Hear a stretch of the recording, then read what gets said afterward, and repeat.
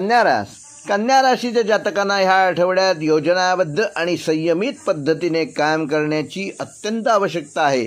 या बाबतीत तुम्ही निष्णात आहात, परंतु ह्या आठवड्यात तुमची कसोटी लागू शकते.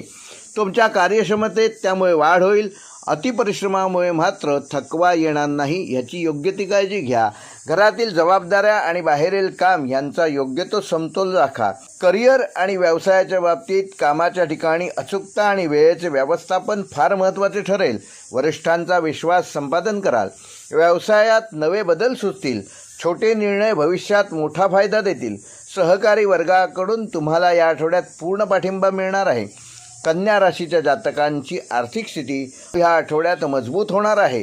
जुनी येणी वसूल होण्याची शक्यता आहे. योग्य तो तगादा लावा. खर्चावर नियंत्रण ठेवा तर नक्की बचत होईल आणि अधिक पैसे आपण गाठीशी लावू शकाल. घरासंबंधी वस्तूंवर खर्च होऊ शकतो. आवश्यक खर्च जरूर करा, मात्र अनावश्यक खर्च टाळा. प्रेम आणि नातेसंबंधात स्थिरता राहील. जोडीदारांशी संवाद उत्तम राहील. वैवाहिक जीवनात गोडवा निर्माण कराल. कौटुंबिक वातावरण आनंददायक असेल. जुन्या ओळखी पुन्हा जुळू शकतात. आरोग्याबाबत शरीर आणि मन दोघांची योग्य ती काळजी कन्या राशीच्या जातकांनी या आठवड्यात घेतली पाहिजे. पचनसंस्थेशी संबंधित त्रास टाळण्यासाठी आहारावर योग्य ते नियंत्रण म्हणजे 2 घास कमीच खा. पूर्वीचे लोक सांगायचे की सावकाश जेवा. अवकाश म्हणजे पोकळी, म्हणजे 2 घास कमीच जेवा. नियमित व्यायाम आणि झोप महत्त्वाची ठरेल. कन्या राशीच्या जातकांसाठी या आठवड्याचे उपाय आहेत. येत्या बुधवारी भगवान विष्णू अथवा श्री गणेशाचे पूजन करा.